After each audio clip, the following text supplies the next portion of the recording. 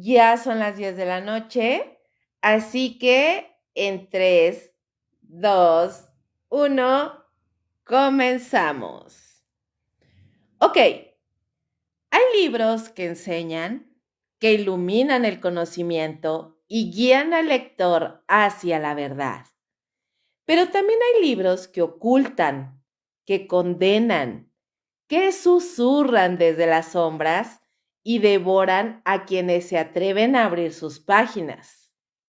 Estos son libros malditos. Esta noche en Perturbador continuaremos explorando los textos más enigmáticos y prohibidos de la historia. Páginas escritas con sangre y locura. Manuscritos que han cruzado los siglos, dejando a su paso muerte y obsesión. Vamos a hablar de un libro del que se dice que nadie ha salido ileso después de leerlo. Un texto tan perturbador que muchos creen que induce al suicidio. Por ahí también tenemos un manuscrito tan depravado y extremo que estuvo prohibido durante siglos y que muchos aseguran es el reflejo de la mente más perversa que ha existido. Un diario personal escrito en medio de visiones aterradoras y estados alterados de conciencia que llevó a su autor al borde de la locura. Un grimorio antiguo encontrado en la biblioteca de un ocultista, lleno de códigos y símbolos que nadie pudo descifrar por siglos, hasta que alguien finalmente lo hizo con consecuencias espantosas. Un código imposible con ilustraciones de criaturas y máquinas que no pertenecen a este mundo y que está escrito en un lenguaje que ningún ser humano ha podido traducir. Y por último, un libro antiquísimo de hace más de 1500 años que relata con detalles inquietantes avistamientos inexplicables y encuentros con entidades imposibles. Algunos de estos textos han desaparecido misteriosamente. Otros han sido destruidos como si alguien quisiera borrar su existencia. Y los pocos que han sobrevivido han cambiado la vida de quienes los han leído para siempre. Pero si están escuchando esto, significa que ya es demasiado tarde. Bienvenidos a Perturbador. Esta noche todos seremos testigos de lo prohibido. Hoy, en Perturbador, Libros Malditos, parte 2. Y bueno, el primer libro del que vamos a hablar esta noche es un libro que se dice que induce a la muerte y es el llamado Suicidio de Emil Sinclair. Esto es un misterio literario envuelto en sombras. Y les cuento un poco. Dentro de la historia de los libros malditos, pocos títulos han generado tanta inquietud como el suicidio de Emil Sinclair. Se dice que este texto no solamente es peligroso, sino letal, pues quienes lo leen hasta el final terminan quitándose la vida. La falta de registros oficiales sobre su existencia solo ha servido para alimentar su leyenda, convirtiéndolo en un enigma de la literatura oculta. El mayor misterio en torno a este libro es su autoría. No hay una editorial reconocida que lo haya publicado, ni un autor que haya reclamado haberlo escrito.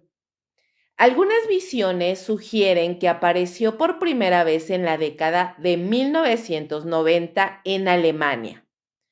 Otros afirman que existe desde mucho antes, circulando en círculos ocultistas desde mediados del siglo XX.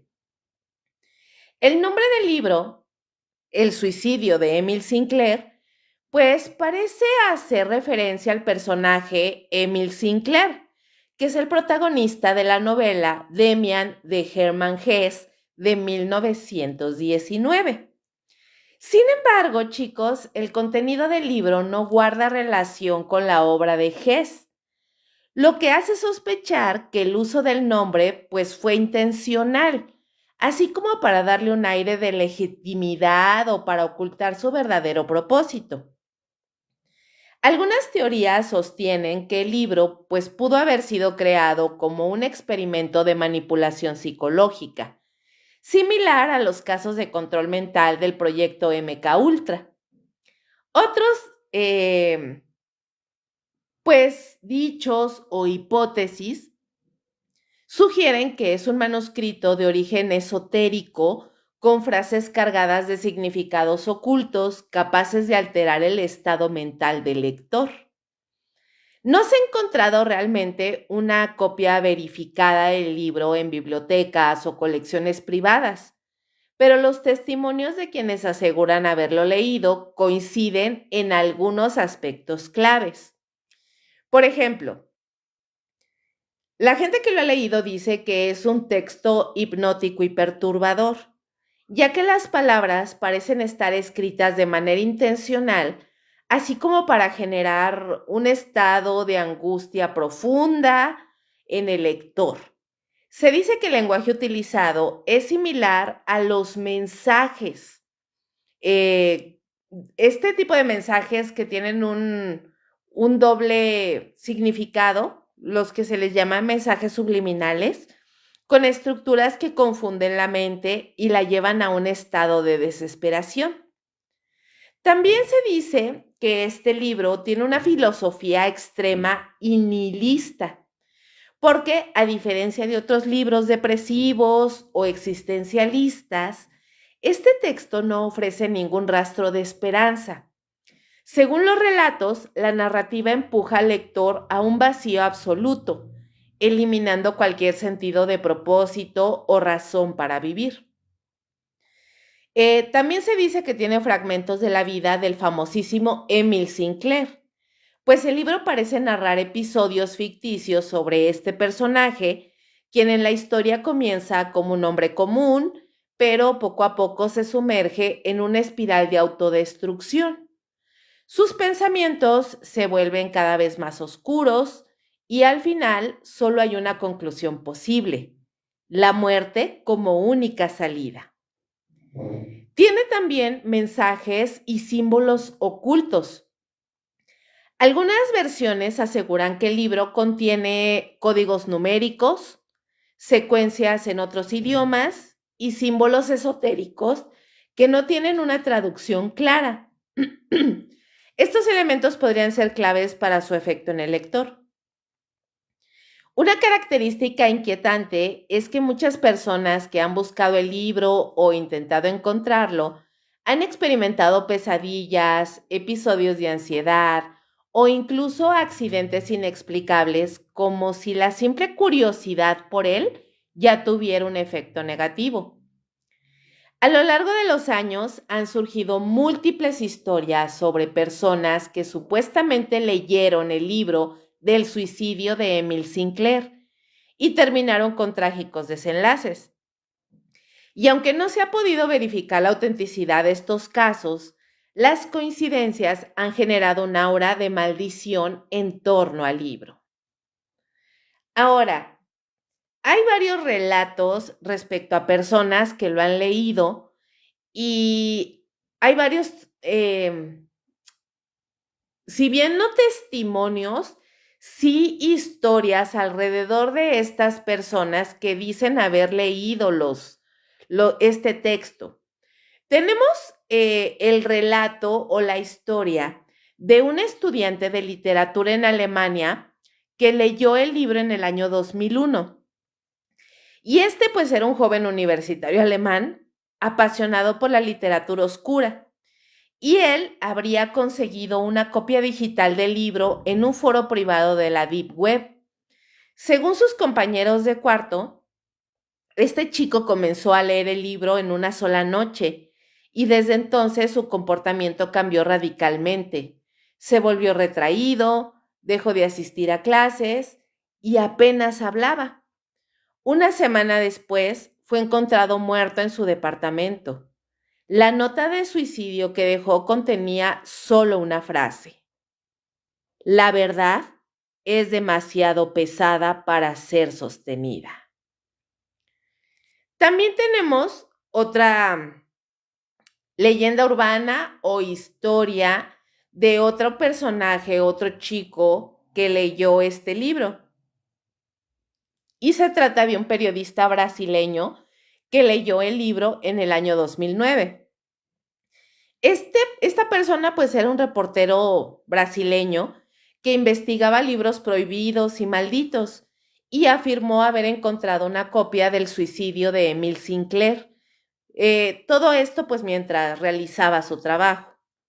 Durante semanas habló con amigos y colegas sobre el libro, mencionando que le resultaba demasiado perturbador y que sentía que lo estaba arrastrando a un abismo. Un día, sin previo aviso, se lanzó desde el balcón de su departamento en el piso 10. En su escritorio se encontró un documento abierto con la última página del libro. También tenemos otra historia de un usuario de un foro ocultista en 2015. Y es que resulta que en un foro de la Deep Web dedicado a textos prohibidos, un usuario anónimo comenzó a publicar su experiencia mientras leía este libro. En cada actualización describía síntomas pues bastante preocupantes. Por ejemplo, y cito, él decía: al principio me parecía solo un texto depresivo, pero ahora siento que me está hablando directamente. Me cuesta respirar. No quiero seguir leyendo, pero no puedo detenerme. Su última publicación, minutos antes de desaparecer del foro, decía, y cito, ahora lo entiendo todo. Es momento de irme. Y de ahí, esta persona jamás volvió a escribir. Existen muchas hipótesis sobre el libro del suicidio de Emile Sinclair, pero en realidad ninguna ha sido confirmada. Algunas de las más populares son, por ejemplo, que se trata de un experimento de control mental, ya que se cree que el libro pudo haber sido creado como parte de un experimento para probar los efectos de la sugestión extrema en la mente humana. Se dice también que es un texto esotérico maldito, porque hay quienes aseguran que el libro es una trampa espiritual, un grimorio disfrazado de novela que contiene invocaciones disfrazadas de frases poéticas. Por otro lado, otros afirman que es una especie de ficción peligrosa, porque sugieren que el libro es una obra literaria, perdón, que por alguna razón pues logra inducir a un estado de desesperación tan profundo que lleva a quienes lo leen a desvivirse. Por otro lado, hay otras hipótesis más extrañas cada vez que dicen que podría ser una broma macabra de Internet, porque también existe la posibilidad de que todo sea un mito urbano surgido de foros de Internet y que en realidad nunca haya existido un libro real, sino solo fragmentos creados por diferentes usuarios. Hasta el día de hoy, pues no se ha encontrado una copia física verificable de este libro. Las supuestas versiones digitales que han circulado en la dark web suelen desaparecer muy rápido y quienes han intentado rastrearlas afirman que los archivos están corruptos o son imposibles de abrir. Algunos creen que simplemente buscar el libro puede atraer consecuencias negativas, como si su maldición no dependiera de leerlo, sino de la intención de encontrarlo. ¿Ustedes qué creen, chicos? ¿Creen que es un mito moderno o una trampa literaria mortal? En realidad, en este punto, nadie lo sabe con certeza, pero lo único seguro es que quienes han afirmado haber leído este libro ya no están en este mundo para contarlo. ¿Y ustedes habían escuchado acerca de este libro del suicidio de Emile Sinclair? Eh, no sé, o sea, sé que es bastante enfermo lo que voy a decir, pero me dio un montón de curiosidad leerlo, chicos. No sé por qué a mí la adrenalina, el peligro me llama tanto, soy como un poco adicta a la adrenalina. Cuéntenme ustedes si al paso del tiempo, mientras yo les cuento sobre los libros malditos, ustedes también como que les empieza a surgir esa curiosidad, ese morbo de leer libros de este tipo. No quiero ser la única loca aquí. Mientras, saludo. Hola, José Luis Lugo, muy buenas noches, ¿cómo estás? Gustavo, muy linda noche, bienvenido. Lorenzo, buenas noches. Raulito, muchas gracias por las 10 estrellitas, te lo agradezco. Em, entonces, ¿cómo ven, chicos? ¿Qué les pareció este libro? Cuéntenmelo en los comentarios y ahorita los leo. Mientras, vámonos al segundo libro. Y este libro, en realidad, yo tampoco lo había escuchado. Bueno, sí, pero no. Sí, porque conozco al autor. No, porque el título como que sí me suena, pero no estoy segura realmente de, de haberlo escuchado eh, de manera real. Tal vez es porque como he estado investigando sobre ellos, ya mi mente ya no sabe lo que sí leyó o lo que no leyó. Este libro es la obra más infame del famosísimo Marqués de Sade y es el llamado 120 días de Sodoma. Y este libro es considerado la obra más extrema y perversa del Marqués de Sade. Un libro cuya mera existencia ha generado escándalo, prohibiciones y debates durante un montón de siglos. Es un relato que explora la depravación humana sin límites, repleto de violencia, de sadismo, de abusos y todo tipo de perversiones. La historia detrás del manuscrito es tan turbulenta como su contenido. Desde su creación en una celda de la Bastilla hasta su supervivencia a lo largo del tiempo, como uno de los libros más infames jamás escritos. Donatien Alphonse François, conocido como el Marqués de Sade, nacido en 1740 y fallecido en 1814, fue un aristócrata francés famoso por sus escritos libertinos, su desprecio por la moral convencional y su vida envuelta en escándalos.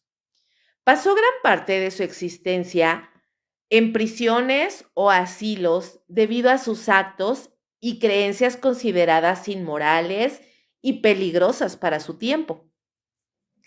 Sade fue un ferviente crítico de la religión, de la sociedad y de las normas establecidas, promoviendo una filosofía en la que el deseo y el placer personal estaban por encima de cualquier principio moral. Sus obras desafiaban los valores de la época, presentando relatos de brutalidad, sexo desenfrenado y corrupción sin escrúpulos. Fue encarcelado en múltiples ocasiones, pero esto no impidió que escribiera sus historias más extremas. Los 120 días de Sodoma fue escrito en el año de 1785, cuando Sade estaba encarcelado en la prisión de la Bastilla. El texto fue redactado en un pergamino de 12 metros de largo, con una caligrafía diminuta para ahorrar espacio, y posteriormente enrollado y escondido en las paredes de su celda. El 14 de julio de 1789, durante la toma de la Bastilla en la Revolución Francesa, Sade fue trasladado de prisión y creyó que su manuscrito se había perdido para siempre.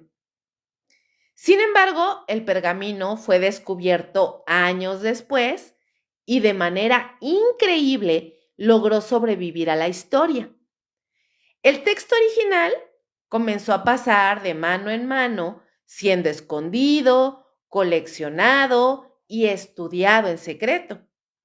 Fue publicado por primera vez en 1904 por un psiquiatra alemán llamado Iwan Bloch, quien lo consideró un documento importante para el estudio de la sexualidad humana. No obstante, debido a su contenido extremadamente gráfico, el libro fue prohibido en varios países durante décadas. La historia de los 120 días de Sodoma se centra en 4 libertinos, que son hombres de la alta sociedad que representan la corrupción extrema y el abuso de poder. Estos personajes deciden experimentar pues los placeres más oscuros y sádicos sin restricciones, por lo que secuestran a un grupo de adolescentes, entre hombres y mujeres, y los llevan a un castillo aislado para someterlos a torturas inimaginables durante 120 días.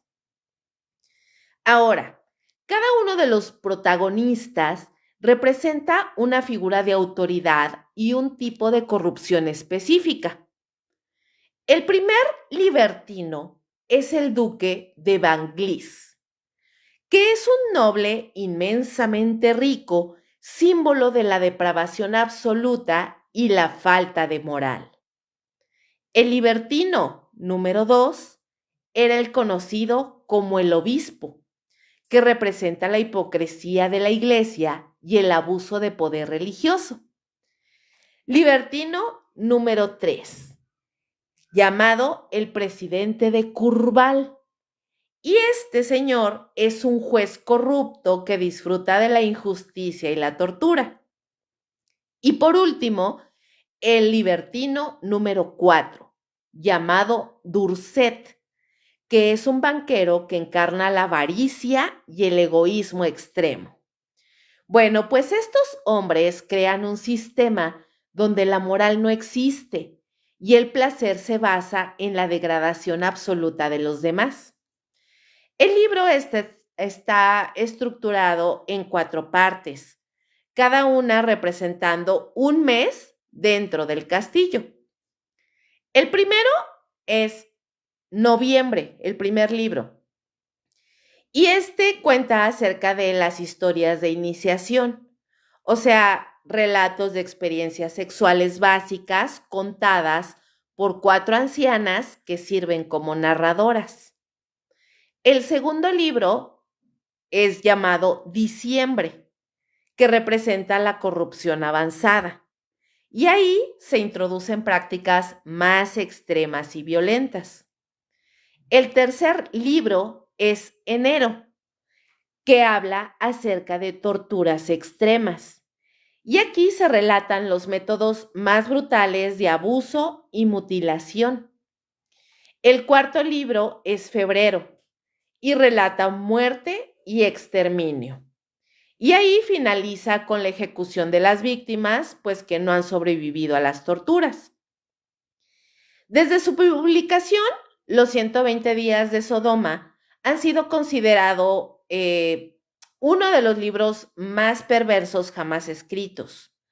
Ha sido prohibido en muchísimos países, censurado y condenado por gobiernos, iglesias y grupos de derechos humanos. Incluso en tiempos modernos, pues es difícil encontrar ediciones completas y sin censura del libro, ya que su contenido sigue generando muchísima controversia. En países como Francia y Reino Unido, las versiones sin edición han sido restringidas a círculos académicos y coleccionistas privados.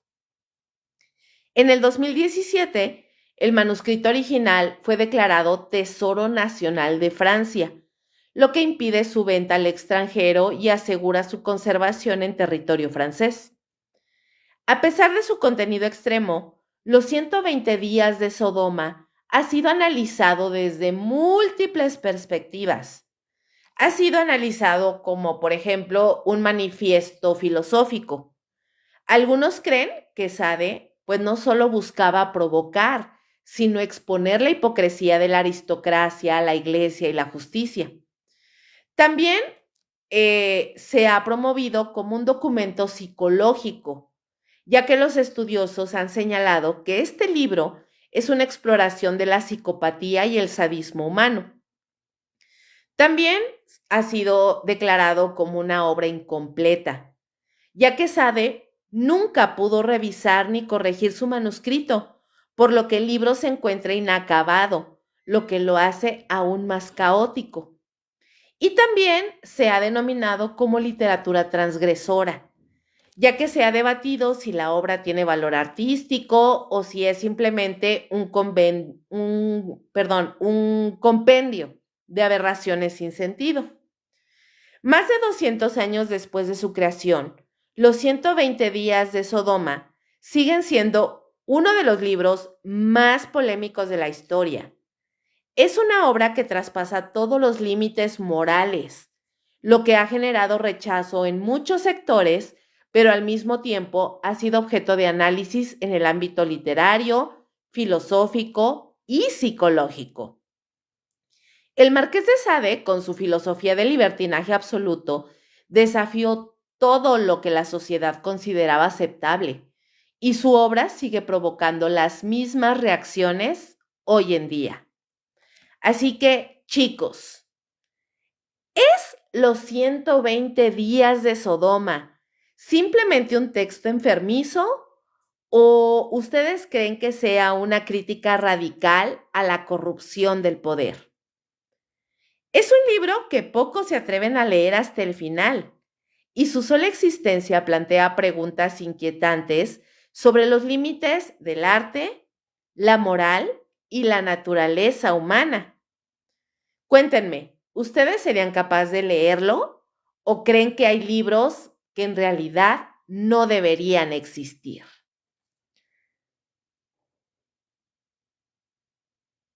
Gustavo dice, realidades, de eso es el libro. Yo también lo creo totalmente. Un maestro, el Marqués de Sade. Sí, tiene una forma de escritura muy rara, muy perturbadora, pero sí, era un buen escritor. Hola Carlos, muy buenas noches, bienvenido. Oscar, buenas noches. Uriel, buenas noches. Pues chicos, ¿cómo vamos? De los dos libros que llevamos, ¿cuál es el que más les ha llamado la atención hasta ahorita? Denme un segundito.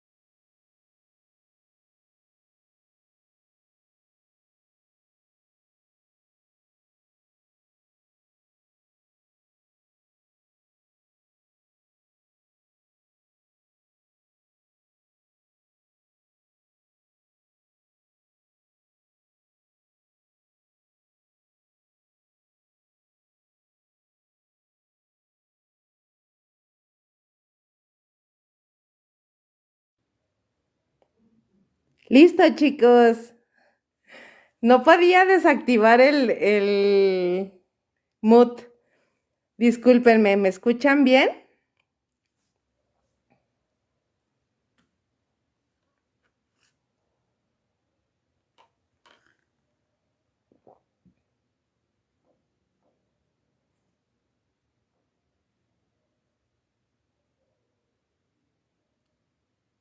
Díganme algo, chicos, ¿me escuchan?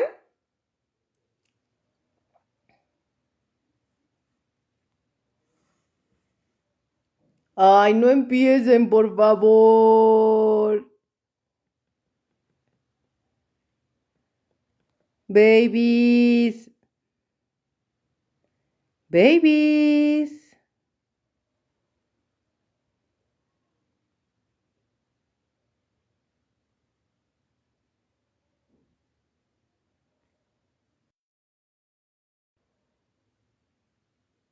¿Me escuchan o no?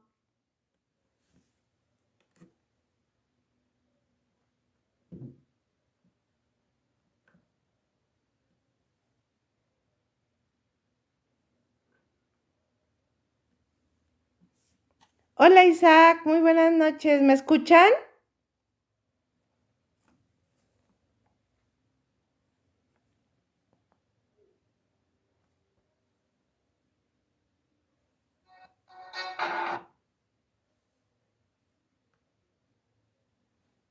Hola, Isaac, muy buenas noches. ¿Me escuchan?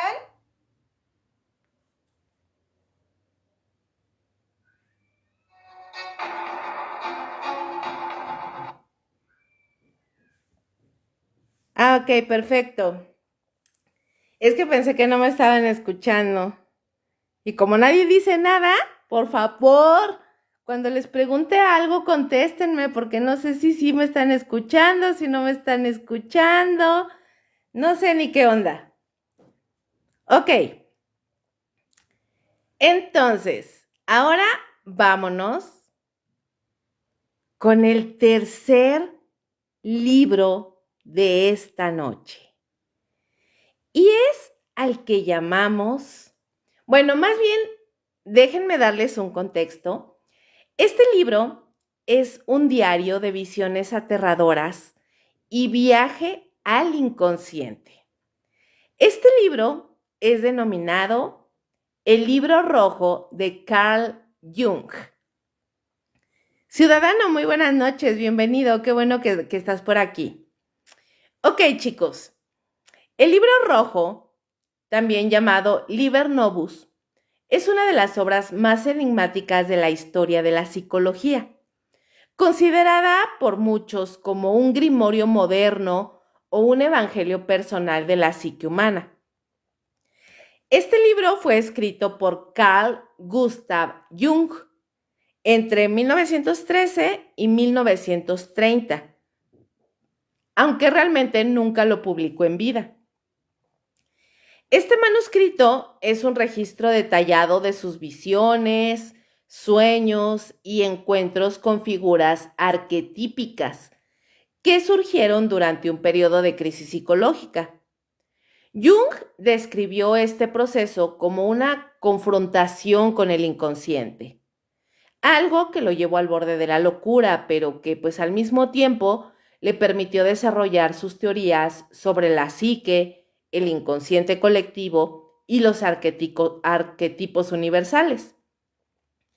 Lo inquietantísimo de este libro es que su contenido parece más propio de un texto de misticismo, magia o alquimia que de un tratado de psicología.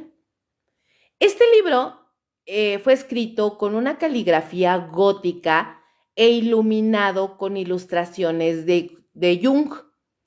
El libro rojo estuvo guardado en secreto por un montón de décadas, temido incluso por su misma familia, hasta que finalmente fue publicado hace no mucho, en 2009.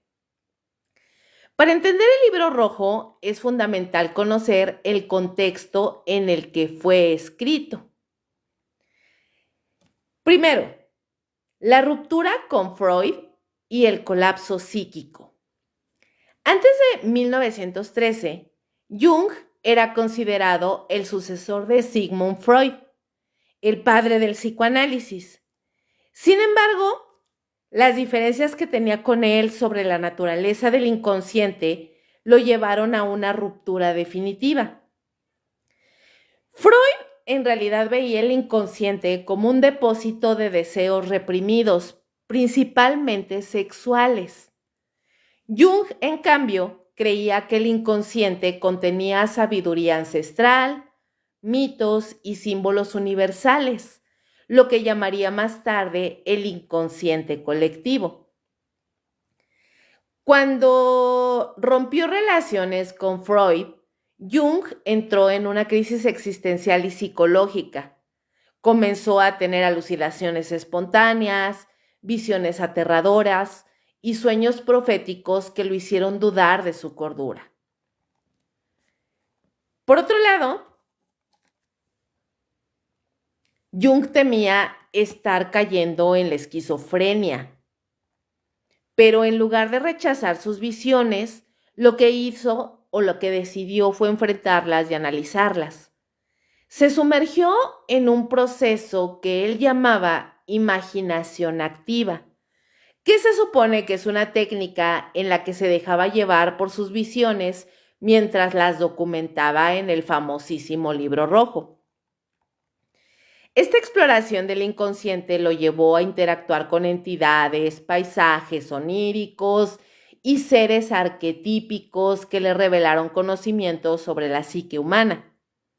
El Libro Rojo no es en realidad un libro común.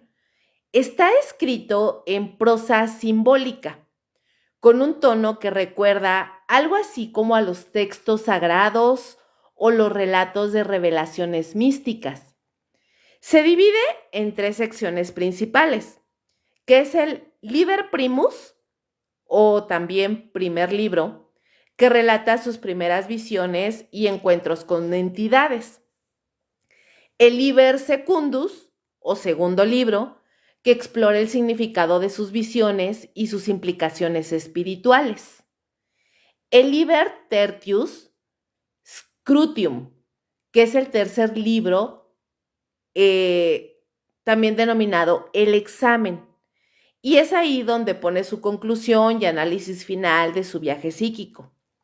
Durante su inmersión en el inconsciente, Jung interactuó con diversos arquetipos, entidades simbólicas que representaban aspectos universales de la psique. Por ejemplo, algunos de estos arquetipos era Filemón, que se supone que es el sabio interno. Y este es uno de los personajes más importantes del libro. Filemón es un anciano con alas de martín pescador que se convirtió en su guía espiritual. Filemón le enseñó que el inconsciente no era solo una parte de su mente, sino una realidad autónoma con su propia sabiduría. El segundo personaje es el diablo, que pues filosófica, teórica o literariamente es la representación de la sombra personal de Jung. En varias visiones, Jung se encuentra con una figura demoníaca, burlona y seductora, y este ser representa a su sombra, es decir, los aspectos oscuros y reprimidos de su personalidad. El tercer personaje de su obra es Salomé. Y ella pues es la energía femenina y el ánima. Salomé aparece como una mujer seductora, pero también como una guía espiritual. Representa el ánima o la parte femenina del inconsciente de Jung. Algunas de las imágenes más impactantes del libro incluyen, por ejemplo, la gran inundación de sangre. En 1913, Jung tuvo una visión de un océano de sangre inundando Europa, con cadáveres flotando por todas partes. Un año después estalló la Primera Guerra Mundial, lo que hizo que Jung creyera que sus visiones eran premoniciones. El número 2 es el dios muerto en su cueva. porque en una de sus visiones más perturbadoras, Jung encuentra a Dios agonizando en una cueva oscura. Esto lo interpretó como la muerte de las creencias tradicionales, el colapso de los valores antiguos y la necesidad de una nueva espiritualidad. Tercero, criaturas demoníacas en el abismo. En múltiples ocasiones, Jung describe encuentros con seres grotescos y demoníacos que emergen de la oscuridad para susurrarle secretos sobre la psique humana. Después de la muerte de Jung en 1961, su familia se negó a publicar el Libro Rojo. Y los motivos que ellos tenían pues eran claros. Primero, pues que el libro era demasiado perturbador, porque parecía el diario de alguien que había perdido la cordura. El segundo motivo es que la familia pensó o sintió que podría dañar la reputación de Jung, porque Jung es una figura clave en la psicología y el Libro Rojo se asemejaba más a un libro esotérico que a un libro de estudio científico. Y la tercera razón por la cual no se publicó o la familia no quiso que se publicara fue el miedo a su contenido, porque algunos creían que el libro contenía conocimientos de la humanidad que pues la gente aún no estaba lista para entender. No fue hasta el año 2009 que el libro finalmente fue publicado, causando un gran impacto en la psicología, la filosofía y la espiritualidad moderna. Primero, pues, tenía una psicología profunda, porque ayudó a Jung a desarrollar su teoría del inconsciente colectivo y los arquetipos. Segundo, tenía texto esotérico, porque muchos lo consideraron un manual de iniciación espiritual en lugar pues de un libro de psicología. Tercero, una posible conexión con el ocultismo, porque algunos creen que Jung estaba explorando prácticas similares a las de la alquimia y la magia antigua. El Libro Rojo, pues hasta la fecha sigue siendo un texto bastante misterioso, porque en realidad no es un libro que se pueda leer fácil, sino como un descenso a los abismos de la mente humana, algo muy parecido a lo que platicamos cuando les estaba contando el libro de la Divina Comedia de Dante Alighieri. Algo así. Entonces, la pregunta es, ¿qué fue lo que realmente experimentó Jung? ¿Ustedes creen que todo esto eran solo manifestaciones de su inconsciente o que realmente estaba en contacto con algo más? Lo cierto es que el Libro Rojo pues demuestra que la mente humana es un lugar oscuro y vasto y que pues no todos regresan de sus profundidades. ¡Guau! O sea, es un libro, si bien no maldito, sí es un libro bastante raro. Sobre todo por su contenido, su prosa tan extraña, sus visiones tan perturbadoras. Yo no sé qué pensar acerca de Jung. Eh, lo cierto es que todas las personas que estudian la mente humana, como los psiquiatras, los psicoanalistas, los psicólogos, los psicoterapeutas, sí de alguna manera siento que están como en la cuerda floja, como que podría ser que de tanto estudiar la mente humana y adentrarse cada vez más en el abismo y la inmensidad y las cosas tan raras que la mente, el cerebro de un humano pueden llegar a generar, sí pueden causarles ciertos trastornos a todos estos especialistas. ¿Ustedes qué piensan? Porque mucha gente de repente dice, ay, no, pues es que los psicólogos están más locos que uno, ¿no? Los psiquiatras están más locos que uno.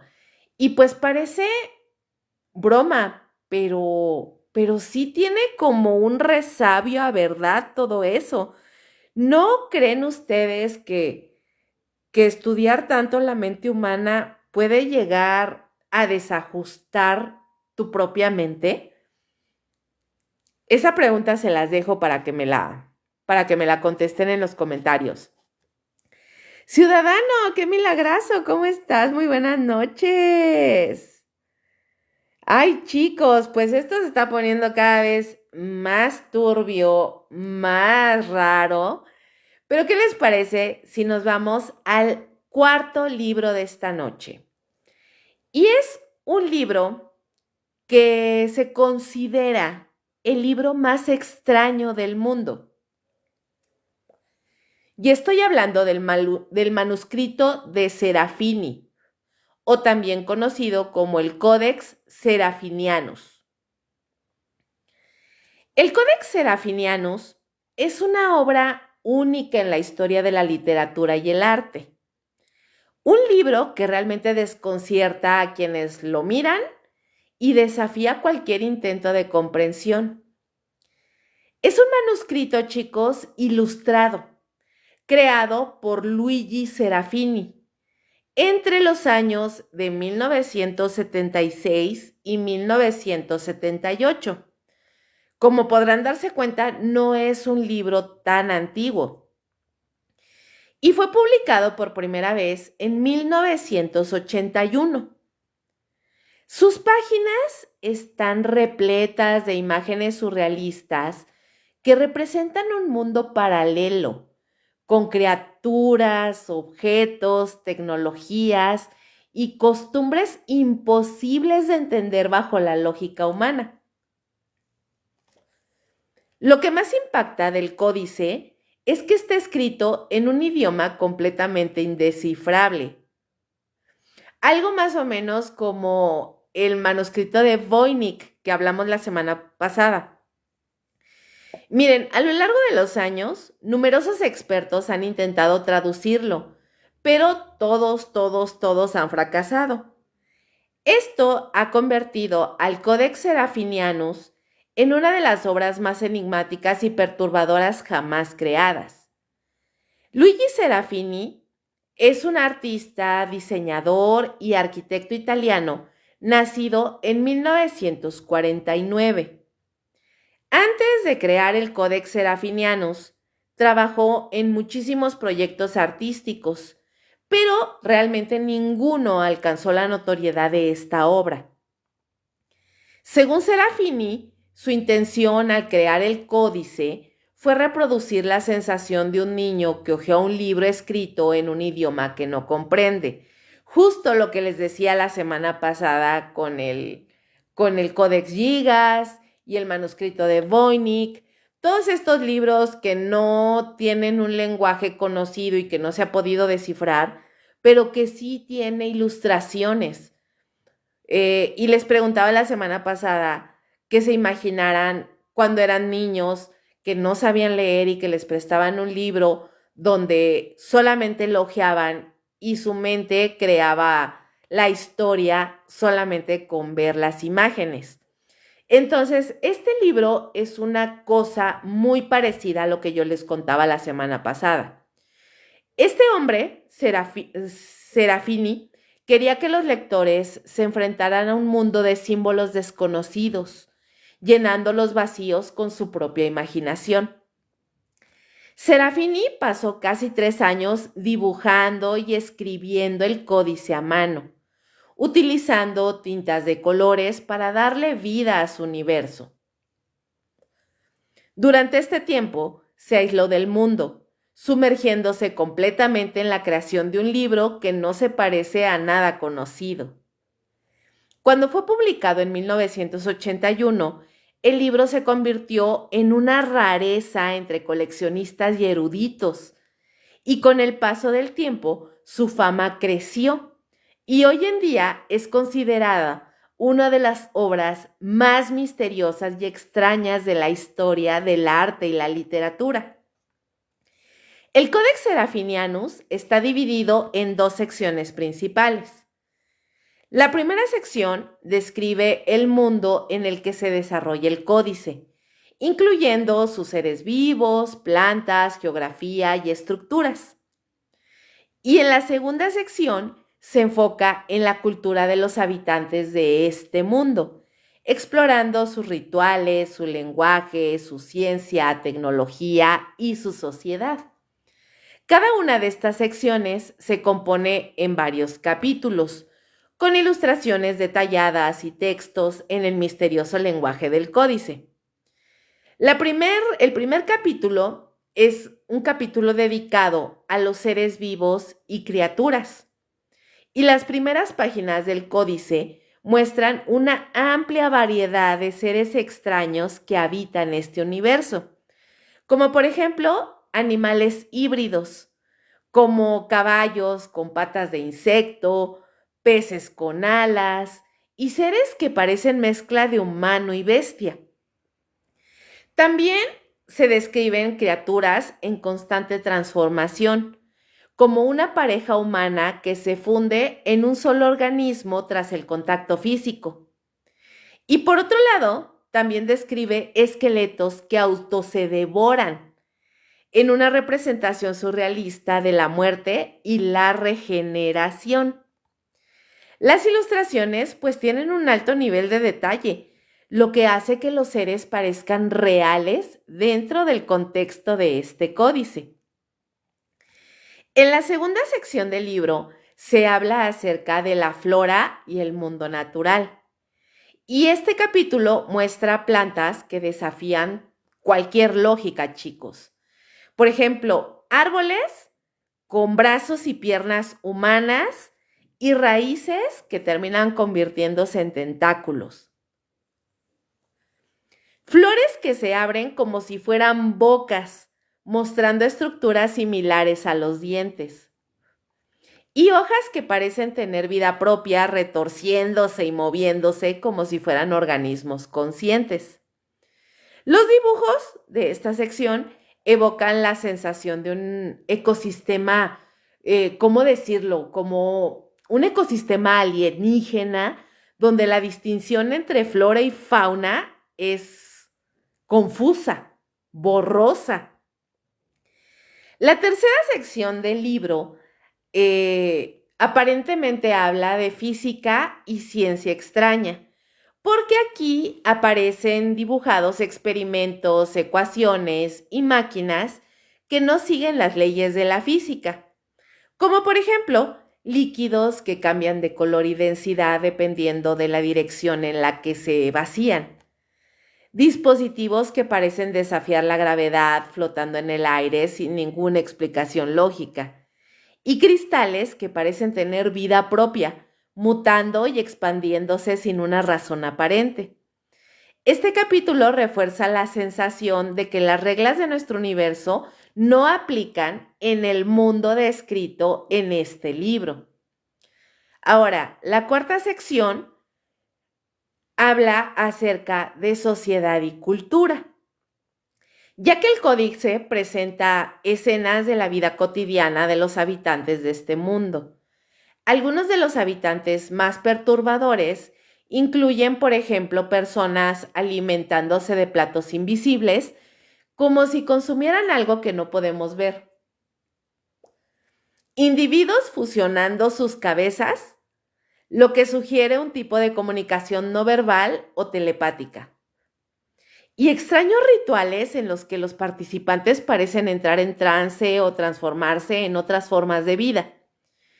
El códice, pues en realidad no ofrece explicaciones, dejando que el lector intente descifrar el propósito de estas costumbres.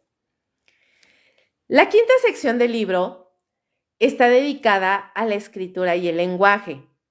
Y este es uno de los elementos más enigmáticos del códice porque pues es la escritura indescifrable, porque cada página está llena de un texto escrito en un alfabeto inventado, con caracteres que recuerdan a la caligrafía humana, pero que en realidad no tienen relación con ningún idioma conocido en el mundo. Numerosos lingüistas han intentado descifrar este sistema de escritura, pero hasta ahora nadie ha logrado traducirlo. En una entrevista que se le hizo a Luigi Serafini, este hombre reveló que el idioma pues no tiene un significado real, sino que fue creado para transmitir la sensación de misterio e incomprensión.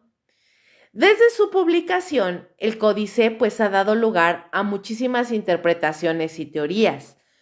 Por ejemplo, que es un libro extraterrestre, porque algunos creen que Serafini pudo haber canalizado información de otro mundo o dimensión y que el códice es un registro de una civilización alienígena. La segunda teoría maneja que es un mensaje oculto, porque también hay quienes creen que el códice oculta mensajes subliminales y que su escritura pues podría ser un cifrado que aún no ha sido decodificado. Y tercer teoría es que se trata de una obra de arte conceptual. Y esta es la teoría más aceptada, ya que se dice que Serafini creó el códice como un experimento artístico para desafiar la percepción del lenguaje y la realidad. A lo largo de los años, este códice o este Codex Serafinianus se ha convertido en una obra de culto apreciada por artistas que lo ven como una fuente de inspiración surrealista, también por lingüistas y criptógrafos fascinados por su alfabeto indescifrable y por los amantes del misterio, que ven el códice como un libro con un significado aún por descubrir. A pesar de que Serafini ha declarado que el códice pues en realidad no tiene ningún mensaje oculto, su misterio sigue intacto y su obra continúa despertando teorías e interpretaciones en todo el mundo. El Codex Serafinianus es más que un simple libro, es un portal a un universo imposible diseñado para desafiar la lógica y la percepción humana. Esta es una obra que no puede leerse ni comprenderse, pero que de alguna manera provoca emociones y sensaciones en quienes lo observan. Quizás nunca podamos saber qué significa realmente, pero eso es precisamente lo que lo hace tan fascinante, inquietante, pero sobre todo perturbador. ¡Guau! Búsquenlo, búsquenlo en internet, el Códice Serafinianus, Codex Serafinianus, escrito por Luigi Serafini. Están increíbles las imágenes. Es cierto, es un libro bastante fascinante. Es un libro que a pesar de no leerse, llama impresionantemente la atención por el detalle de los dibujos, los colores, el lenguaje extraño. Ahí es como si fuera un lienzo en blanco en el que ves dibujos y tú creas tu propia historia. Cada persona le va a dar una interpretación distinta y para cada persona el libro dice algo diferente. O sea, ¿no les parece fascinante? O sea, está increíble, ¿no?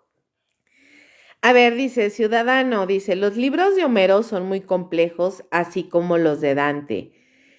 Pues sí, lo que pasa es que el problema de ese tipo de literatura es que tienen una manera muy extraña, una prosa muy difícil de leer y, y a muchos no les llama la atención, les aburre, les cansa, porque sí cansa mentalmente estar leyendo un libro con una prosa tan difícil.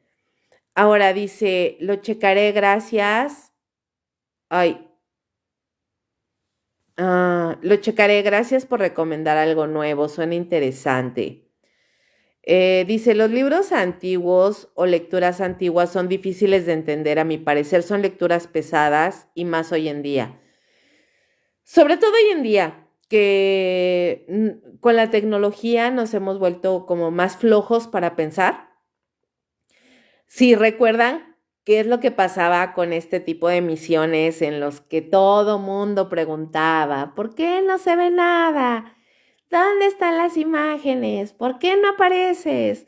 Como que sí nos hemos vuelto un poco perezosos de la mente, ciudadano. Yo creo que eso es lo que pasa y también considero que es necesario que volvamos a ejercitar nuestra mente, nuestra imaginación, nuestra creatividad, porque ya todo está tan a la mano, simplemente con la inteligencia artificial, ya ni siquiera la gente requiere esforzarse para hacer un dibujo, para hacer un escrito, o sea, para hacer una canción.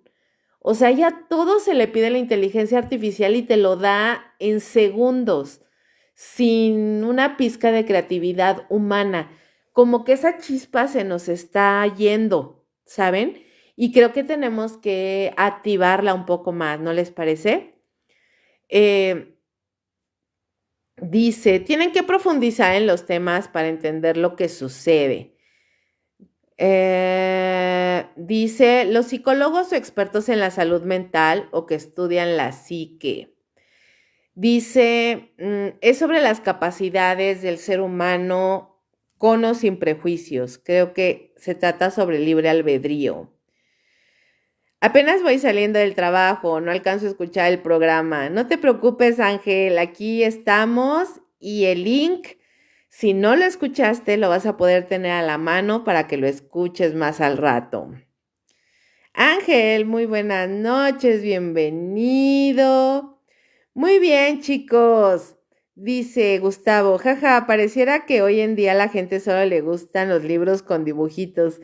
Sí, como que nos hemos vuelto flojos, o sea, esa es la palabra, somos flojos ya para todo.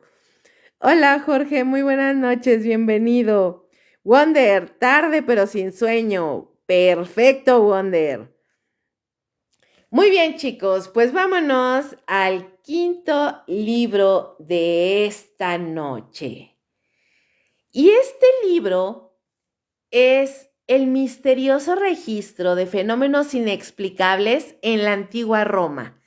Y aquí ya nos vamos a libros con textos mucho más antiguos, que son libros que son, como comentaba Ciudadano, libros con una prosa muy pesada, difíciles de leer y aún más difíciles de entender.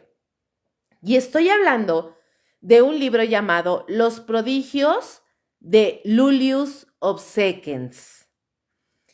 Los prodigios, o Liber Prodigiorum, es un texto enigmático del siglo IV después de Cristo. Es un libro antiquísimo. Y este libro fue escrito por Lullius Obsequens, una figura pues prácticamente desconocida de la historia romana. Este libro es un catálogo de eventos sobrenaturales, prodigios y presagios registrados en Roma entre los años 249 a.C. y 12 a.C., basándose en los escritos de Tito Livio, que es uno de los más importantes historiadores de la antigua Roma. Este texto es una joya histórica y esotérica, ya que describe numerosos fenómenos que hoy podrían considerarse avistamientos de ovnis, criaturas extrañas, señales celestiales y hasta manifestaciones paranormales. Durante siglos ha sido estudiado por historiadores, ufólogos, ocultistas y teóricos de lo desconocido. No se sabe realmente casi nada sobre Lullius Obsequens. No hay registros sobre su vida, su origen ni su profesión. Algunos investigadores incluso han sugerido que pudo no haber existido realmente y que su nombre fue una invención posterior.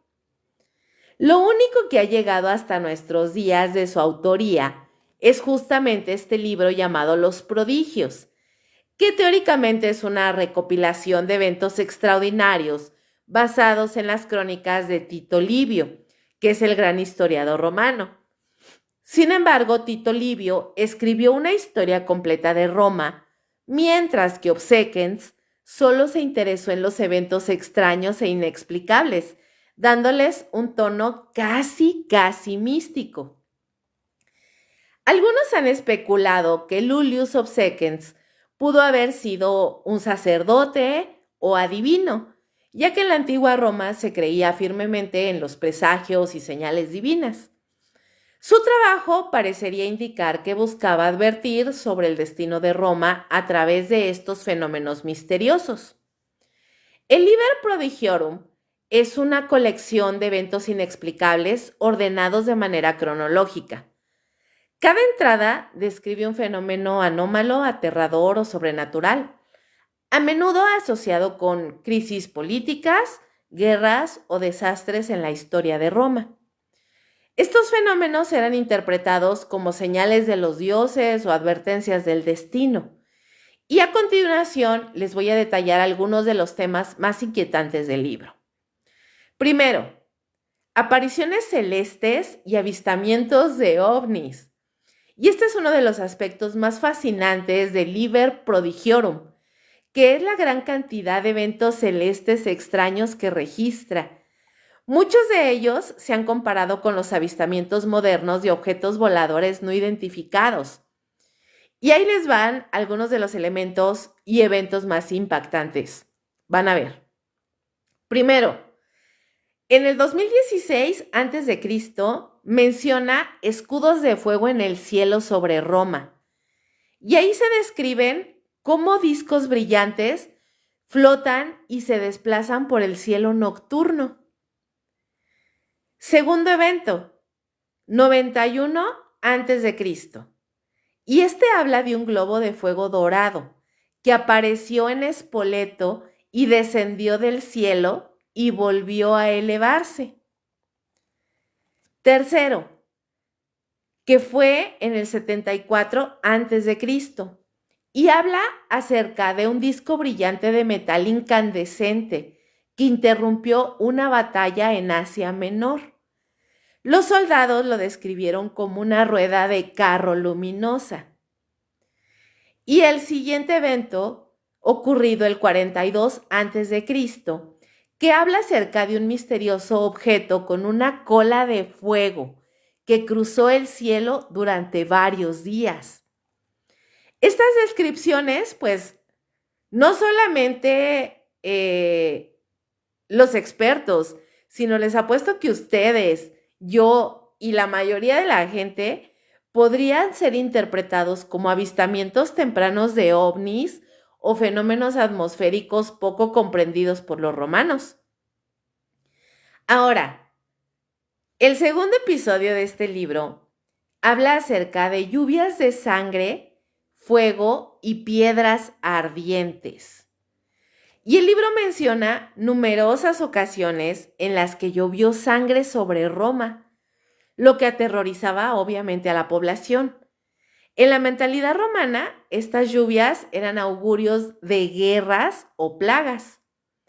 Algunos ejemplos de lo que se habla en este libro sobre esto es, por ejemplo, en el 181 a.C., se describe en este libro lluvias de sangre que cubrieron los campos y templos de Roma durante varios días. En el 122 a.C., se reportó una lluvia de fuego sobre la ciudad que quemó árboles y casas. Y en el año 56 a.C., llovieron piedras ardientes del cielo destruyendo cultivos. Y algunos científicos creen que estas lluvias podrían haber sido causadas por fenómenos naturales, como lluvias de óxido de hierro, que realmente tiñen el agua de rojo, o meteoritos incandescentes. Ahora, tercer parte del libro. Aquí se hablan acerca de criaturas anómalas y nacimientos monstruosos. El Liber Prodigiorum también describe el nacimiento de seres deformes e híbridos, considerados señales de malos tiempos. Algunos ejemplos aterradores son, por ejemplo, un niño con 2 cabezas y 4 brazos, nacidos en Etruria. Por ahí también hay o habla acerca de un buey que habló en latín en un mercado, o una mujer que dio a luz a un dragón pequeño con piel escamosa, y un cordero con el rostro de un hombre considerado una advertencia de los dioses. Estos relatos han sido interpretados como casos de mutaciones genéticas o exageraciones supersticiosas. Cuarta sección del libro.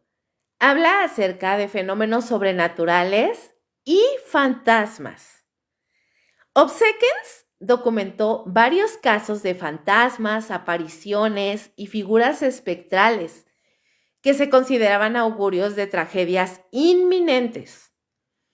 Algunos eventos extraños incluyen, por ejemplo, un ejército de sombras marchando en el cielo antes de una guerra, figuras luminosas flotando sobre el río Tíbet o voces misteriosas advirtiendo sobre desastres, y hasta una estatua de Júpiter que lloró sangre.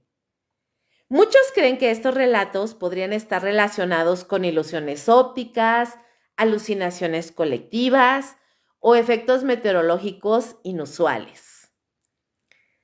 Quinta sección del libro.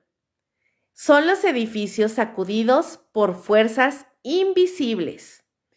Y aquí el libro menciona varias ocasiones en las que templos y casas temblaban violentamente sin explicación. Algunas teorías sugieren que estos eventos pudieron haber sido terremotos desconocidos, fenómenos electromagnéticos o pruebas de armas secretas antiguas. Que esta tercera me parece muy jalada de las greñas. Yo más bien le voy, por ejemplo, a erupciones volcánicas, por ejemplo, que también crean terremotos. Ahora, los romanos veían estos temblores como señales de la ira de los dioses. El Liber Prodigiorum ha sido interpretado de muchas maneras a lo largo de la historia. Algunas teorías incluyen que podría ser evidencia de contacto extraterrestre, porque muchos investigadores de lo paranormal pues ven el libro como una de las primeras pruebas escritas de contacto con seres de otros mundos, debido a las descripciones de objetos voladores y seres extraños.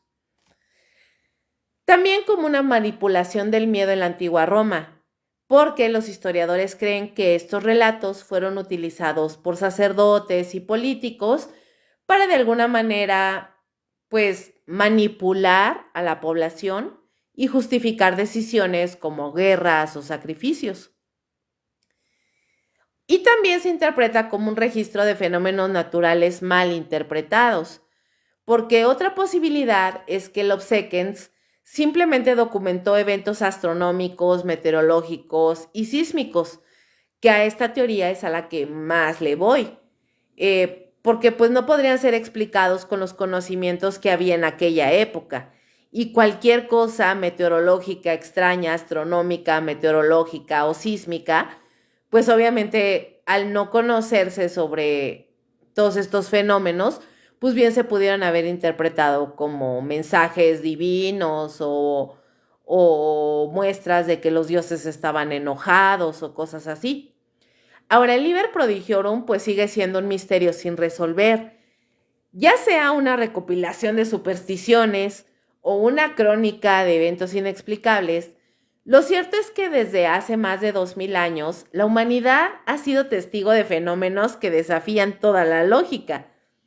Tal vez en el futuro descubramos que Obsekens pues no estaba simplemente documentando mitos, sino tal vez algo mucho más grande y aterrador. ¡Ah, ah, ah, ah! ¡Guau! Este libro está increíble. A mí me parece fascinante este libro por lo antiguo y por el contenido. O sea, imagínense eh, el no tener conocimiento de todas estas cosas y estarlas documentando. O sea, realmente sí la gente que lo leyó en aquel entonces ha de haber pensado que eran los dioses manifestándose de alguna manera. O sea, está increíble. A ver, Dice, vamos a ver, vamos a ver, vamos a ver. A ver, lo checaré. Ok. Jorge. Gustavo dice, no, esto ya lo leí. Wonder, muchas gracias por tus 50 estrellitas, te lo agradezco mucho. Armando, muy buenas noches, bienvenido. Chicos, ¿cómo vamos? A ver, Gustavo dice, contenía más misticismo ese libro. Sí, está increíble, ¿a poco no? ¿A poco no les dieron ganas de leerlo? Yo tengo así como unas ganas locas de leer un libro místico y misterioso. No sé, no sé si este libro esté disponible tal vez en la red. Lo dudo mucho por ser un libro tan antiguo. No creo que, no creo que esté disponible, pero sí estaría increíble leerlo. A ver, dice, ya me dio miedo con esa risa, Boom. Ay, Wonder. Entonces, ¿qué quieres que te diga? ¿Que hable como Gollum? O como la viejita. Ya saben que me encanta hacer voces. Ok, chicos, vámonos con el penúltimo libro de esta noche. Y este libro es el llamado Grimorio Perdido que nadie debía descifrar. Y estoy hablando del libro de Zoiga. Este libro también es conocido como el Aldaraya y es un antiguo grimorio de origen desconocido que ha estado rodeado de misterio, especulación durante siglos. Este también es un libro bastante antiguo. Este libro fue descubierto en la biblioteca del famoso ocultista John Dee, quien creía que que el libro contenía pues conocimientos prohibidos entregados por ángeles y que escondía el secreto del universo y de la inmortalidad. A pesar de siglos de intentos por descifrar su contenido, el libro pues sigue siendo una obra enigmática, plagada de códigos, tablas mágicas y palabras sin traducción. La historia de este manuscrito involucra profecías, advertencias angelicales, muertes inexplicables y un conocimiento que, según la tradición, solo los seres divinos pueden comprender sin sufrir sus gravísimas consecuencias. El origen del libro de Zoiga es desconocido, aunque algunas teorías sugieren que fue escrito en el siglo XVI como parte de los textos ocultistas renacentistas influenciados por la cábala, la alquimia y la demonología. Sin embargo, algunos investigadores creen que el texto es aún más antiguo, posiblemente basado en documentos esotéricos medievales o incluso manuscritos de la antigüedad. Se sabe que el libro circuló en círculos esotéricos antes de llegar a manos de John Dee, quien lo consideró una de las claves para desentrañar el lenguaje de los ángeles. Ahora, ¿quién es John Dee? Bueno, este señor nació en 1527 y falleció en 1609. Era un matemático, astrólogo, alquimista y ocultista inglés que trabajó como consejero de la reina Isabel I. Sin embargo, además de su papel como científico de la corte, Dee estaba fascinado con la magia y la comunicación con seres sobrenaturales. En su biblioteca personal, que contaba con más de 4,000 volúmenes de textos raros y prohibidos, el libro de Zoiga ocupaba un lugar bien especial.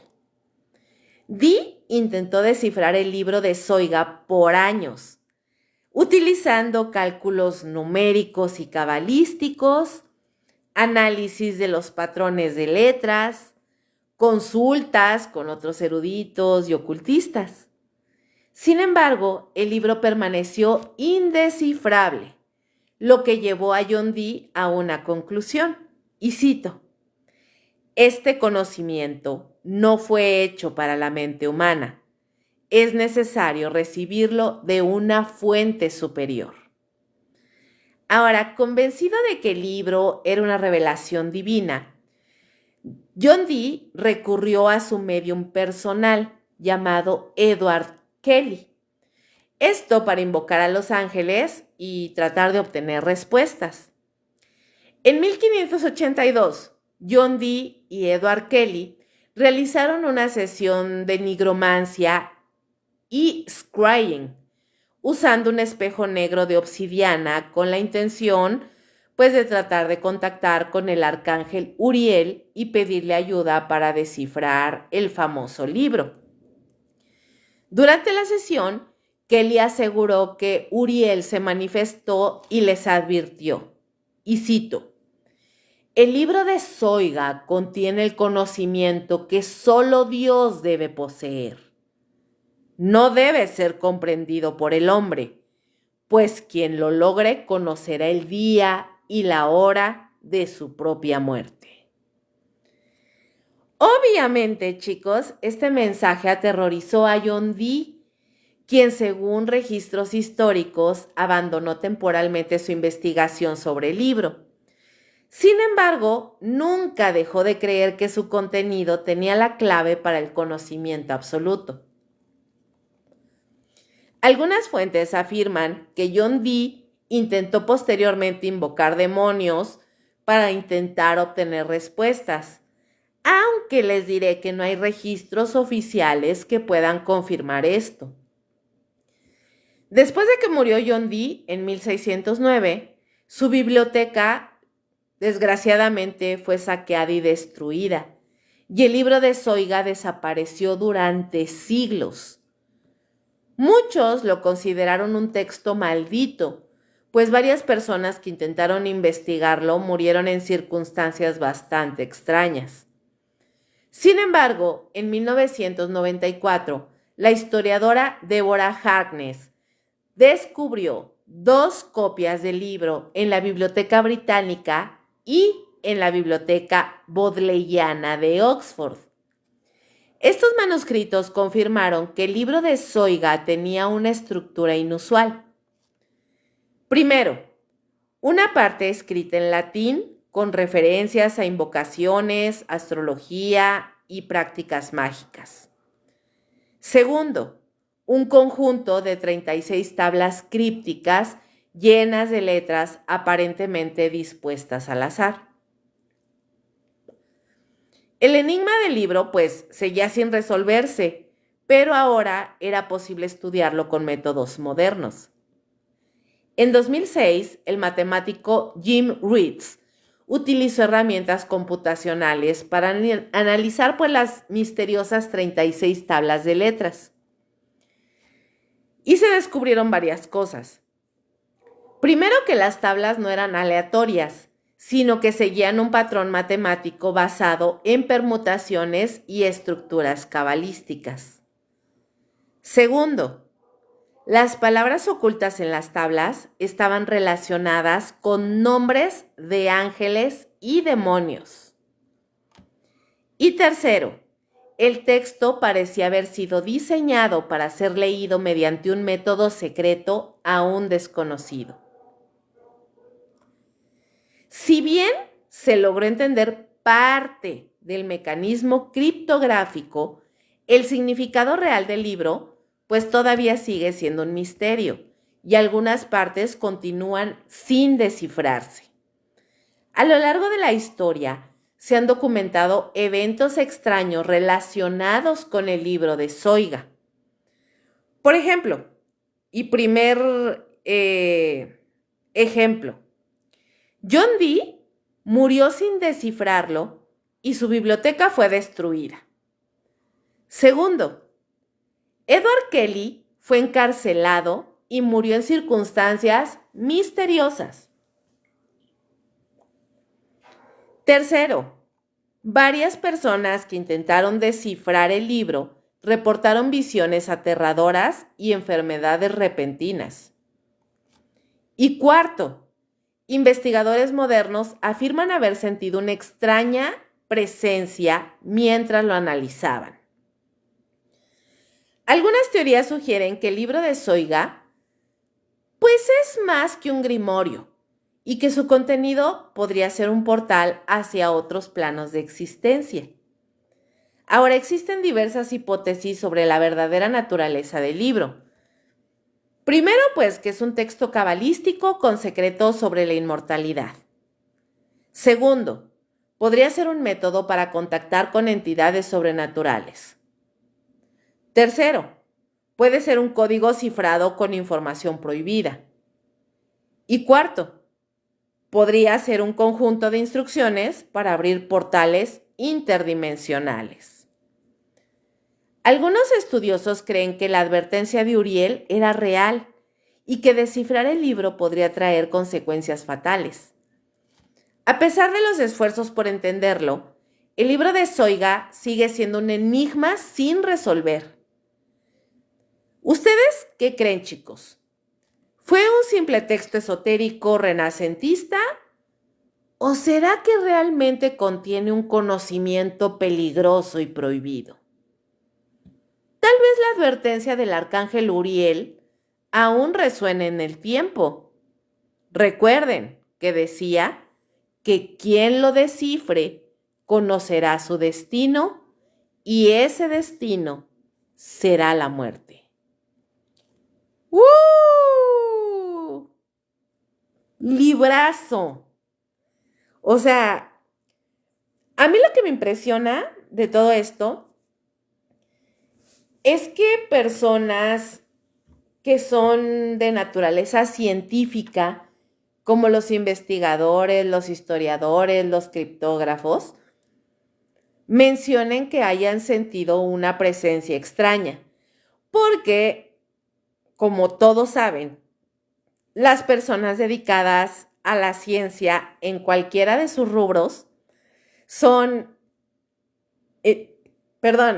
tengo hipo, en su gran mayoría son personas bastante escépticas, porque ellos se rigen bajo el método científico sobre lo que se puede ver, se puede tocar y se puede comprobar. Entonces, esto es lo que a mí me brinca bastante, el hecho de que personas que son regidas por las leyes científicas mencionen que sintieron presencias esotéricas, paranormales, extrañas y fuera de contexto científico. ¿No les parece? Está raro. Está muy, muy raro. Ahora,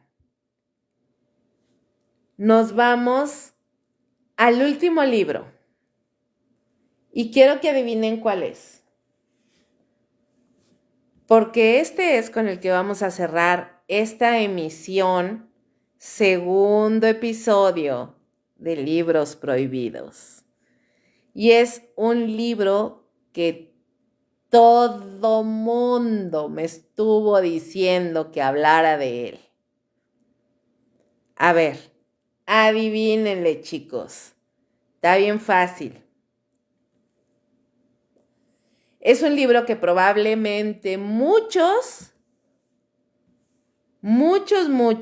estaban esperando escuchar hoy o la siguiente semana. Pero realmente no me quise esperar tanto. Dije, les voy a dar gusto a mis chiquillos de este libro. Y el día de hoy vamos a estar hablando de un texto prohibido que habla de ángeles caídos y profecías ocultas. Gus, el Necronomicon, lo tocamos la semana pasada. ¿Qué crees? Pero como no estabas, como no te conectaste, no lo escuchaste. Pero no se preocupen, chicos, que les voy a poner en los comentarios, cuando termine la emisión, el link directo a la emisión pasada, por si no la escucharon, puedan echarse el primer capítulo. Si gustan, se pueden recetar nuevamente el capítulo número 2 para que la próxima semana se escuchen, ahora sí, completito, el episodio número 3, que también va a estar buenísimo. Para cerrar la noche, vamos a estar hablando de los libros de Enoch. Chan, chan, chan, chan. Y yo sé que les encanta este libro, porque me lo pidieron, bueno, como no tienen una idea. Todo mundo me decía, Kaboom, habla de los libros de Enoch. Necesitamos que hables de Enoch, por favor. Y bueno, aquí se los tengo para cerrar con broche de oro. Chicos, los libros de Enoch son una de las colecciones de escritos apócrifos más enigmáticos de la historia. Considerados demasiados peligrosos para ser incluidos en la Biblia. Relatan historias sobre ángeles caídos, gigantes, conocimientos prohibidos y, por supuesto, un apocalipsis inminente. Estos libros fueron prohibidos por la Iglesia y considerados heréticos, pero su influencia se extendió hasta la tradición judía, más bien desde la tradición judía hasta el cristianismo primitivo, el misticismo esotérico y hasta teorías modernas sobre alienígenas ancestrales. A continuación, les voy a desglosar su historia completa, ampliada y muy detallada, analizando cada parte y su impacto. A este libro le puse especial atención e investigación. Los libros de Enoch están atribuidos, obviamente, a Enoch. ¿Quién era Enoch? Bueno, Enoch era un personaje del Génesis, o sea, del primer libro de la Biblia, que según la Biblia vivió 365 años. Y fue llevado directamente al cielo sin morir. Y cito, Enoch caminó con Dios y desapareció, porque Dios se lo llevó. Génesis 5:24. Este detalle hizo que Enoch fuera considerado un sabio poseedor de secretos divinos. Con el tiempo, aparecieron escritos que relataban sus supuestas revelaciones.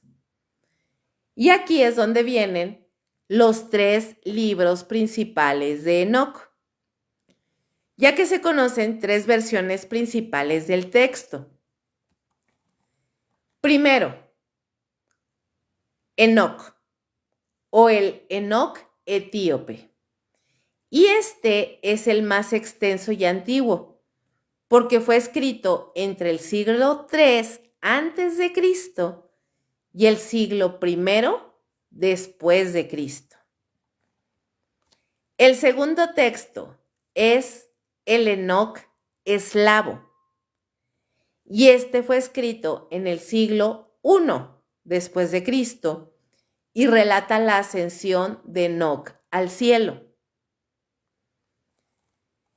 El tercer texto es el Enoch hebreo y es de origen medieval, más o menos siglo V después de Cristo, y describe cómo Enoc se convierte en el ángel Metatrón. Estos textos fueron excluidos de la Biblia oficial, pero fueron conservados en la tradición cristiana etíope y en sectas esotéricas. Ok, ahora desmenucemos un poco más cada libro. Primer libro de Enoc es el llamado Apocalipsis perdido. Y este primer libro, como les decía, es el más extenso y relevante y está dividido en 5 secciones principales. Primero, el libro de los vigilantes, la revelación de los ángeles caídos. Y aquí habla de 200 ángeles liderados por Semiasa que descendieron a la tierra y tomaron esposas humanas. También que estos ángeles, llamados vigilantes, enseñaron a los humanos conocimientos prohibidos, como por ejemplo la astrología y la magia, también conocida como baraquiel, la fabricación de armas de guerra, conocido como Azazel, y el maquillaje y los hechizos de seducción, conocido como Semyasa. De estas uniones nacieron los Nefilim, que eran gigantes que devoraban a los humanos. Dios ordenó su destrucción a través del diluvio universal. Los ángeles caídos fueron encadenados en el abismo hasta el juicio final. ¿Cuál es la posible interpretación? Bueno, este relato podría representar una versión alternativa del origen del mal de la humanidad, o según algunos, la prueba de un antiguo contacto extraterrestre. Capítulo 2. Los viajes de Enoc al cielo y al infierno. Enoc, como elegido de Dios, se supone que es llevado al cielo por los ángeles para ser testigo de los caídos. Ahí conoce los salones de castigo, donde los ángeles rebeldes están encadenados en oscuridad. Visita el árbol de la vida, que solo los justos pueden tocar. Observa las puertas del infierno, donde los pecadores serán destruidos. Y aprende sobre el juicio final, cuando los justos heredarán la tierra y los pecadores serán aniquilados. Este viaje es una de las descripciones más detalladas del cielo, el infierno y el juicio divino en la literatura antigua. Ahora, tercer capítulo. El libro de las parábolas, el Mesías y el juicio final. Y aquí viene uno de los aspectos más impactantes del primer libro de Enoc, que es donde se menciona una figura llamada el Hijo del Hombre, que obviamente es una clara referencia al famoso Mesías. Y aquí describe un juicio final donde Dios castigará a los malvados y recompensará a los justos. El Hijo del Hombre, Jesucristo, según algunos, reinará sobre la humanidad. Habla también acerca de los ángeles caídos y los Nefilim, que serán destruidos para siempre. Y este texto, pues se asemeja mucho a partes del Apocalipsis bíblico, lo que indica pues que tuvo gran influencia en el cristianismo primitivo. Capítulo 4. El libro astronómico, Secretos del Universo. Y aquí Enoc recibe conocimientos sobre el Sol, la Luna, las estrellas y el calendario sagrado. Se revela un sistema de 364 días que fue conocido como el calendario enociano, que es distinto del judío y el gregoriano. Explica cómo el cosmos está gobernado por ángeles y fuerzas invisibles. Y algunas interpretaciones modernas ven en este libro un conocimiento astronómico oculto. Libro o capítulo número 5. El libro de los sueños. Profecías sobre la historia del mundo. Y en este libro, Enoc tiene visiones proféticas sobre la caída de los reinos y la venida del fin del mundo, la llegada del Mesías y la resurrección de los justos, y también de una nueva tierra gobernada por los santos. Este libro es una de las primeras descripciones de la lucha final entre el bien y el mal. Y de aquí empezamos el segundo y tercer libro de Enoc, que es el ascenso de Enoc y su transformación en Metatron. El segundo libro de Enoc describe cómo Enoc atraviesa los 10 niveles del cielo hasta llegar ante Dios. Aquí se le otorga conocimiento sobre los secretos del universo, recibe el destino de la humanidad y la fecha del fin de los tiempos. Y en el tercer libro de Enoc lo lleva aún más lejos, porque Enoc se supone que es transformado en el ángel Metatrón, que es la criatura más poderosa después de Dios.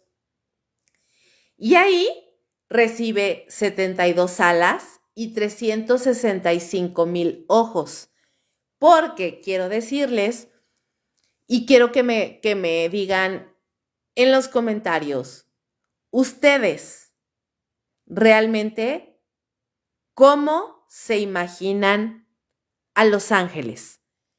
¿Cómo visualizan a los ángeles? Pónganmelo en los comentarios que ahorita terminando les voy a decir algo. Ok, entonces ahí recibe 72 alas, 365,000 ojos. Ahí se convierte en el guardián del conocimiento divino y algunos lo consideran una figura clave en el misticismo judío y en el Cábala. Déjenme saludar en lo que me escriben ahí cómo se imaginan ustedes a los ángeles. A Precious Monstruo, muy buenas noches, ¿cómo estás? Bienvenido. Juan Carlos Cofín, muy buenas noches, bienvenido, señor ingeniero, ¿cómo está usted? Bueno, lo que les quería decir respecto a los ángeles es que cuando nosotros pensamos en ángeles, casi siempre pues los visualizamos con caras tiernas, vestidos de blanco, con alas enormes, blancas, preciosas, pero nada más alejado de la realidad.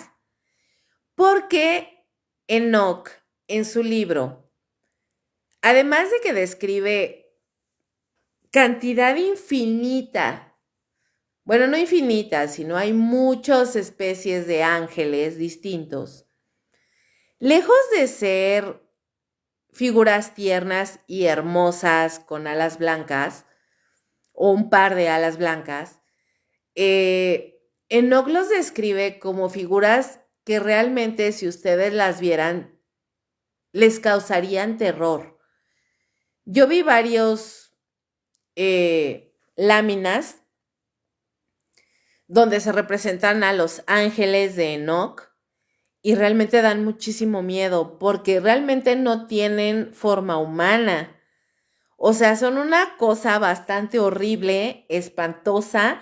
O sea, son muy terroríficos los ángeles porque hagan de cuenta que es una bola amorfa llena de ojos por todas partes, o sea, tienen cientos, miles de ojos y tienen un montón de alas, o sea, no solamente tienen un par, sino tienen muchísimas. Entonces, para todos aquellos que tienen tripofobia, ver un ángel realmente los haría vomitar y volverse locos. Porque como les digo, hagan de cuenta que es una bola gigantesca retacada de ojos grandes, chiquitos, miniaturas, gigantescos. O sea, tienen ojitos por todas partes, o sea, están de verdad horrorosos. Y también tienen alas. Y su categoría o su importancia o su estatus se los da justamente la cantidad de ojos y de alas que tiene cada ángel. Entonces realmente están bien feos, o sea, los únicos que más o menos están visibles, pues son justamente estos ángeles que terminaron siendo castigados porque bajaron a la tierra, supuestamente Enoc. Algunos ángeles pues bajaron a la tierra, que son los famosos ángeles caídos, y se enamoraron de las chicas humanas y empezaron a procrear o a tener relaciones sexuales los ángeles con los humanos, y de ahí nacieron unos híbridos entre humano y ángel. Y eso para los ojos de Dios pues era una aberración. Es casi, casi como el sexo interracial, ¿saben? O sea, estaban procreando dos razas totalmente distintas, dos especies diferentes. Y esto suena bastante perturbador porque me da como mucha cosa, pensar en eso, ¿saben? Es como si los humanos empezaran a parear con los perros o los gatos con las ratas o los pájaros con los peces. O sea, sí suena bastante perturbador y como raro, bizarro. Es más, incluso, o sea, no quiero sonar moralista, pero sí ciertamente me da un poco como de repele el hecho de pensar que dos especies, ya no digan razas, o sea, porque eso pues básicamente está normalizado, ¿no? Dos razas de humanos distintas, dos razas de perros diferentes, pero dos especies diferentes procreando, eso sí me da como un poco de cosa, me ondea bastante pensar en eso. Pero me ondea aún más el haber visto una imagen muy diferente a los ángeles que nosotros normalmente dibujamos, que son seres súper bonitos, humanos, con alitas, su carita toda bonita. No, realmente yo creo que quien vea un ángel, si realmente son así como los describe Enoch, yo creo que sin duda, si se te aparece un ángel, te da un infarto fulminante, porque de verdad, o sea, las imágenes de los ángeles que describe Enoch son bastante aterradores. Pero ahora, ¿por qué los libros de Enoch fueron prohibidos? Pues primeramente, porque contradecían la versión oficial de la Biblia. Segundo, porque hablaban de ángeles caídos y secretos cósmicos que la iglesia consideraba peligrosos. Y tercero, porque podrían haber sido usados por sectas gnósticas y esotéricas.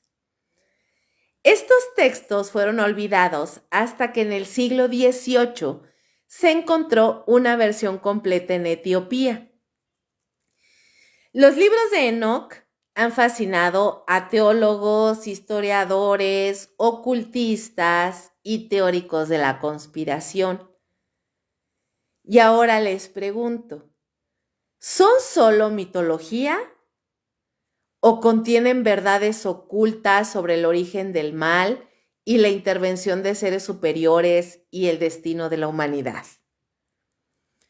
Quizás Enoch no desapareció, sino que sigue observando los secretos del universo desde su lugar junto a Dios.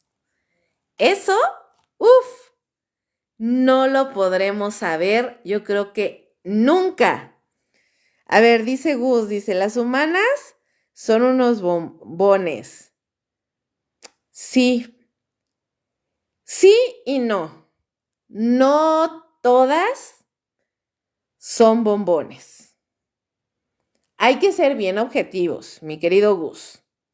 O no dime si tú eres de los que cree que todas las mujeres son hermosas, porque yo te puedo enseñar miles de ejemplos de mujeres que no son hermosas. O sea, como seres humanos somos seres increíbles, maravillosos, pero si hablamos de belleza estándar, belleza estándar. Algunos son bombones, de esos fresquecitos, fluffies, suavecitos, ricos, suaves. Y otros son como bombones de esos que ya metiste a la lumbre y se quemaron. Y están feos y aguados y chiclosos.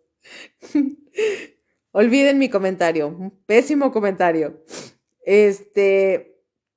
Dice Wonder que se imaginaba a los ángeles como unas gárgolas. No, hombre, las gárgolas están bonitas. No, en serio, terminando el programa, googleen a los ángeles del libro de Enoch y van a ver qué cosa más horrorosa y espantosa. Wonder dice, tú sí eres un bombón. ¿De cuáles? ¿De los suavecitos o de los quemados? A veces soy las dos cosas, ¿eh? Quiero que sepan que a veces soy bombón quemado, chicloso, aguado y quemado, y a veces soy bombón fresquecito, suavecito y fluffy. Y bueno, chicos, como vieron, pues hay libros que se leen y se olvidan. Y hay otros que dejan cicatrices en el alma. Libros que aunque trates de cerrarlos, siguen abiertos dentro de ti. Páginas malditas que no solo contienen historias, sino advertencias. Y así llegamos al final de esta noche. Hemos recorrido las sombras de los textos más ocultos de la historia. Hemos cruzado puertas que quizás no deberíamos haber abierto. Nos hemos asomado al abismo de la locura, la censura y lo prohibido. Nos preguntamos si estas páginas en verdad están malditas o si la maldición es lo que dejan en quienes las leen. Pero el viaje, mis queridos perturbados, no termina aquí. Aún quedan muchas páginas por explorar. Aún hay libros que esconden secretos demasiado oscuros para ser revelados de una sola vez. En nuestra próxima emisión nos vamos a sumergir en la tercera parte de esta saga. Libros que han desaparecido misteriosamente, manuscritos que se dicen que traen muerte a quienes los poseen y textos que han servido a incendios, guerras y siglos de censura como si algo impidiera su destrucción. Así que díganme de una vez, ¿se atreverían a continuar este viaje? ¿Se atreverían a abrir más páginas malditas?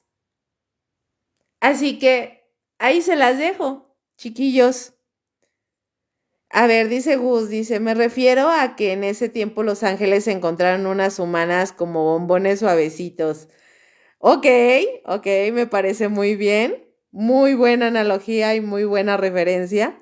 Wonder dice, de los suavecitos. Muy bien. Entonces, chicos, este bombón suavecito los deja. Nos vemos hasta la próxima, mis queridos perturbados. Gracias por acompañarme. Recuerden que mañana tenemos la segunda parte de la saga Desapariciones Misteriosas. Así que nos vemos en la próxima emisión donde lo perturbador nunca descansa. Muy buenas noches y como siempre les digo, dulces pesadillas. Chao, chao.